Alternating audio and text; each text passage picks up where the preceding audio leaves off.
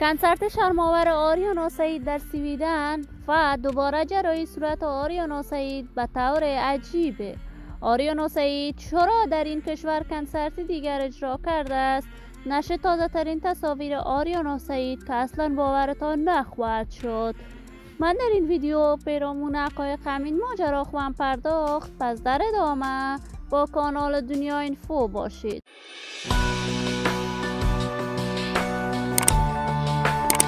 سلام و سلامتی نثار هر یک از شما همراهان خوب کانال دنیا اینفو.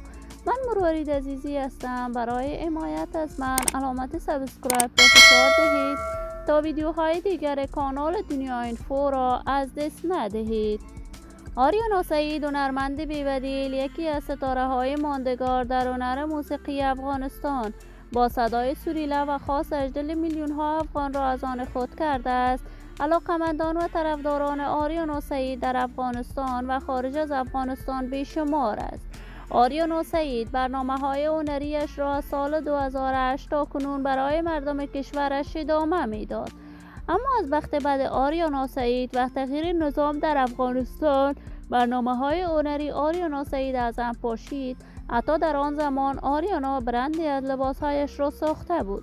تازه تصاویر آریانا سعید بار دیگر در صفحات مجازی نشر می شود که وی سر صورتش را کاملا به شکل دیگر در کشور انگلستان جراحی کرده است. آریانا سعید تا کنون معلوم نیست به چی دلیل خواسته تا کنون جراحی های صورتش را ادامه بدهد.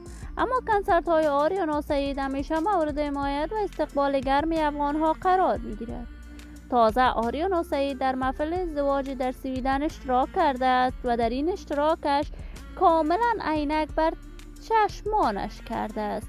آریانا سعید دیر می شود دیگر به کارهای هنر آوازخوانیش نپرداخته است و مصروف کارهای سیاسیش در امریکا است. من آرزوی موفقیت، کامیابی و سعادت برای این هنرمند از بارگاه عزت الله یزال تمنا دارم و در انتظار نشر تازه ترین کارهای هنری از این بانوی هنرمند و خلاق کشور خواهم بود. دوستان نهایت ارجمند کانال دنیا اینفو، شما هم نظریات نیکتان را در بخش کامنت با من شریک بسازید. این ویدیو را با علاقه‌مندان و دوستان آریانا سعید به اشتراک بگذارید.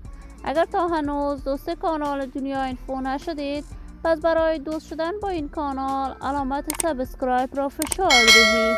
تا درودی دیگر تمام شما نازنینان را به لای منان سپرده موفق و کامیاب باشید.